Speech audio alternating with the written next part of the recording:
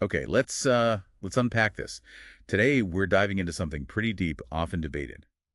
Kader, or divine decree. Right. And specifically, how it relates to our own free will. That's the big question, isn't it? Exactly. If everything's already written, what power do our choices really have? Mm-hmm. So this deep dive, we're aiming to cut through some of the confusion, give you a shortcut to being well-informed, maybe with some surprising facts along the way. And we've gathered quite a bit of material, Quranic verses naturally, but also a really deep exploration from Sayyid Nursi, plus other scholarly views. Yeah, the goal is to pull out the key insights, help you understand not just what Kader is, but why it actually matters in, your life. So what does it all mean for your choices? Let's get into it. Okay, first things first. Defining Kader. It's often called the unseen blueprint. It is. And it's interesting, the word itself, Kader, it comes from an Arabic root. It means things like measure, specific calculation, even power or appreciation. So right away, that's different from just fate. It sounds more like precision, intentional design. Exactly. Not some blind, random predetermination. It's suggesting a very precise, deliberate plan. And you know what's fascinating? How modern science seems to almost echo this when you look at the universe. How so? Well, the sheer determinism in the cosmos. Everything operates with these incredibly sensitive balances. Think about gravity, the fundamental forces. Even the tiniest change, apparently, could make the universe collapse or just, uninhabitable. Right. That vast, intricate order. It's not chaos, is it? It does seem to point towards some kind of underlying plan, a program almost. Yeah, and the Quran confirms this. It does. There's a verse stating, "We have created everything with a qadar," meaning with a specific measure and order. This cosmic precision we see, it lines up. Okay, but here's where my head starts to spin a bit.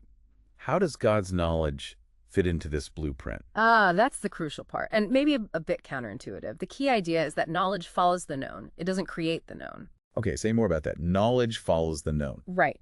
So God knows how things will turn out, including our choices, and that's how they are recorded in this divine knowledge, this blueprint. But the recording itself doesn't force the action to happen. It doesn't cause it. No. Think of it like an astronomer. They can predict exactly when the sun will rise tomorrow, down to the minute. Okay. Does their prediction make the sun rise? Of course not. They just know, based on the existing order, what will happen. Or like knowing a friend really well. You can guess what they'll order at a restaurant. Exactly. Your knowledge doesn't compel them to order that dish. You just anticipate their choice based on your understanding of them.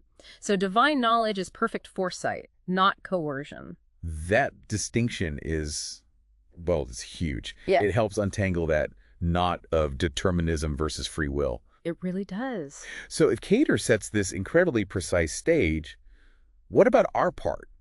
Our freedom. This is the enigma, right? Free will. It is. And the thing is, every single one of us feels it. We experience having free will. It seems self-evident, even if we can't fully explain its mechanics. It's just there. Yeah, you feel like you're making choices all day long. Precisely.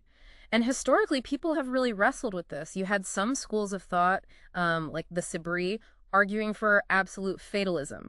Humans are just leaves in the wind, basically. No real choice. Totally predetermined. Right. And then others, like the Mu'tazile, swung completely the other way. They said humans are the creators of their own actions, solely responsible. So extreme positions. Puppets on one side, little gods on the other. Kind of, yeah. But said Nursi, he offers a much more balanced perspective. Okay, what's his take? He argues that free will exists specifically to make us accountable. That's its purpose. And Kader exists to foster humility, to stop us from getting arrogant. Ah, so they work together. Free will for responsibility, Kader for humility.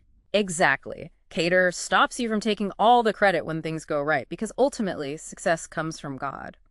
But free will means you can't just blame Kader when you make a bad choice. You're still responsible for your intention. That makes a lot of sense. It keeps you grounded. But then, the age-old question.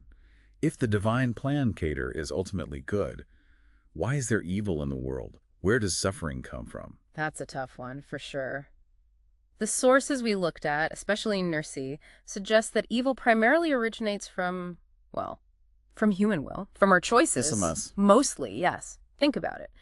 If God were to step in and prevent all evil, he'd essentially have to remove our free will. Because choosing badly is part of having choice. Right, and if you remove free will, then the whole point of this life, this secret of the test, it unravels. The test requires genuine choice, including the possibility of choosing wrongly. Okay, so our choices are central.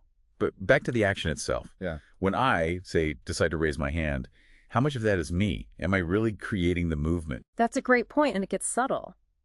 According to Nursey's view, when you decide to raise your hand, what you're really doing is forming the intention. You acquire the will to do it. Just the intention. Well, think about the actual mechanics. The nerve signals from your brain, the impulses firing, the muscles contracting. Are you consciously controlling all of that complex biology?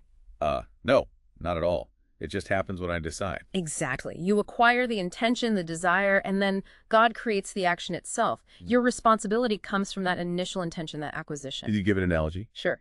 Think about fire. Fire itself, its creation is beneficial, right? It gives light, heat, energy. It's fundamentally good. Okay. But if someone deliberately chooses to stick their hand in the fire and gets burned, is the evil in the fire itself or in the person's misuse of it through their choice? It's in the choice, the misuse. Precisely. The potential for harm came from the human will interacting with the creation. So my will, this partial limited will I have, it's like a trigger. Or maybe a request, a conceptual plan. That's a good way to put it. It's like a hypothetical line, as Nursey sometimes calls it, or an ordinary condition upon which God's universal will acts to create the outcome. It's the necessary catalyst. So our efforts alone aren't enough, but our choice kicks things off. Exactly. There's a saying related to this. Allah wills, but you cannot will unless Allah wills. Your intention is necessary, but the power comes from the divine. Okay, this leads to another big one. If Kader, this divine plan, is inherently good and beautiful, why calamities? Why misfortune, suffering, pain? Yeah, why do bad things happen if the underlying decree is good? It's a fundamental question. What does Nursey say? He offers a profound perspective. He says existence itself is pure good, non-existence is pure evil. So calamities, even though they feel negative, aren't pure evil. They're not, but they cause pain. They do, but they serve a purpose. They allow our lives, life in general, to develop, to strengthen, to purify itself by navigating through all sorts of different states and conditions. So challenges make us grow, that kind of idea. It's deeper than just that. Nursey uses this beautiful analogy of a master artist. Imagine an artist dressing a model in an absolutely exquisite, intricate garment. Okay. Then the artist starts adjusting it, cutting here, reshaping there, having the model strike different poses, maybe uncomfortable ones. Why? Not to torture the model, but to show off the incredible skill of the artist, the beauty of the garment from every angle, the sheer diversity of the artwork. So the different poses, even the uncomfortable ones, reveal more about the art and the artist. Exactly. Similarly, God, the ultimate artist, puts life through all sorts of conditions, including trials and pain, to display the countless facets of his names and attributes, the layers of his wisdom. Even in seemingly small negative events, there's this intricate detail, this wisdom, pointing back to that precise divine decree. That's a really different way to look at suffering, not just as something to endure, but as something that reveals deeper meanings. It shifts the perspective entirely, and this brings us to maybe the most powerful point, the transformative effect of actually believing in Kader. You mean how it changes you? Yes. Does belief in Kader trap you? Does it burden your spirit? Nursey argues, quite emphatically, no, absolutely not. Really? Because my first instinct might be, well, if it's all planned, what's the point? I'm trapped. That's the common misconception. But Nursey says true belief in Kader actually brings immense lightness, comfort, a deep sense of security. How? That seems paradoxical. Think about it. Without belief in Kader, where does the weight of the world fall? On me. On my shoulders. Right. You feel responsible for every outcome. You're constantly anxious, trying to control everything. It's an unbearable burden trying to carry the weight of the universe, metaphorically speaking. Yeah, that sounds exhausting. And impossible. Exactly. But when you truly understand and embrace Kader, that immense burden, it's lifted. It's shifted onto what Nursey calls the vast ship of Kader. Your spirit, your heart, they're freed up. They can soar, explore their potential without that crushing weight. Can you give an example? Imagine two people visiting a magnificent palace and garden. One person thinks it's all their responsibility to manage watering every plant, polishing every surface, worrying constantly. They're stressed out. Totally. The other person knows they're a guest. They know the palace belongs to a wise, generous king who has everything under control according to just laws. This second person, they just enjoy the beauty, trust the king's management, and live with incredible joy and ease. They're free to appreciate it because they're not trying to run it. Precisely. That's the peace belief in Kader offers. As the saying goes, whoever believes in Kader is safe from grief and sorrow. That's a powerful promise. So how do you cultivate that? How do you get to that place of trust and peace in daily life? Is there a practical method? Nurse Sai actually outlines a specific spiritual path. It involves 4 key concepts: Aks, Fikr, Shafkat, and Tefekkür. Okay, what do those mean? Well, Aks is essentially recognizing your own helplessness, your powerlessness, realizing you can't do everything on your own, and finding a strange kind of strength in that admission. Okay, accepting limits. Yes.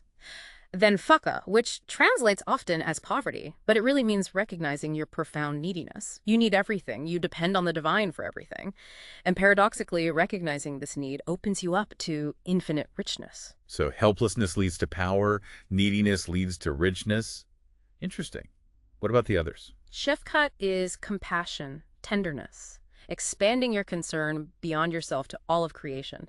And Tefekkür is contemplation, deep reflection, thinking about the universe, about life, about the signs of God everywhere. Shafkat, Tefekkür, helplessness, need, compassion, contemplation. Right. These 4 steps, practiced together, help you to humble the ego, to see that you are, in a sense, nothing without the divine. But in that very nothingness, connected to the divine, you find perfection, power, and richness. It's about shifting your center from yourself to something much larger. Exactly. And this path, this realization, it connects to something incredibly deep within us, something ancient. It ties into the concept of the pre-eternal covenant. It's sometimes called a lesbesme. This idea that before creation as we know it, God gathered all potential human souls and asked, "Am I not your Lord?" And the response. And the souls responded, "Yes, we testify." Bala Shahidna. This fundamental acknowledgement, this yes, is believed to be inscribed deep within our conscience. It's like a natural disposition, the fitra that every child is born with. So it's like we already know deep down. In a way, yes. It explains some of our deepest, seemingly contradictory longings, you know? Why do we flee from things that are fleeting yet desire an everlasting beloved? Why do we feel like a tiny particle yet yearn for connection with an eternal sun? Why are we, in ourselves, essentially nothing yet desire all existence? Those desires, they don't make logical sense on their own. But they make perfect sense as echoes of that pre-eternal yes. Reflections of that innate covenant, that deep longing for the divine that's woven into the fabric of our being. Wow. Okay. So wrapping this up then, Kader isn't about being a puppet. It's not rigid compulsion. Not at all. It's about a grand, beautiful, incredibly precise divine knowledge and design that includes everything. It's a measure. And our free will, even though it seems small or weak on its own. It's the vital key. It's the condition, the catalyst that allows divine creation to unfold in our lives. And it's the basis of our responsibility for our intentions and choices. So ultimately, understanding and embracing Kader isn't limiting, it's liberating. Absolutely. It frees you from carrying that impossible weight of the universe. It invites you towards humility, towards finding peace even when facing difficulties, and understanding that your weaknesses, when you connect them to the divine through paths like As and Fakir, actually become your greatest strengths. That's a profound shift in perspective. Okay, let's leave our listeners with something to think about. Here's a thought, inspired by Nursi.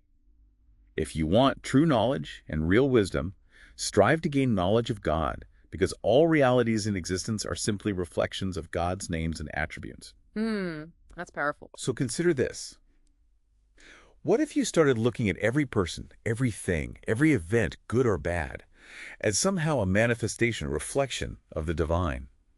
How might that change how you see the world and your own place in it? Something to definitely contemplate. We invite you to keep exploring this incredible relationship between the divine plan and your own unique journey.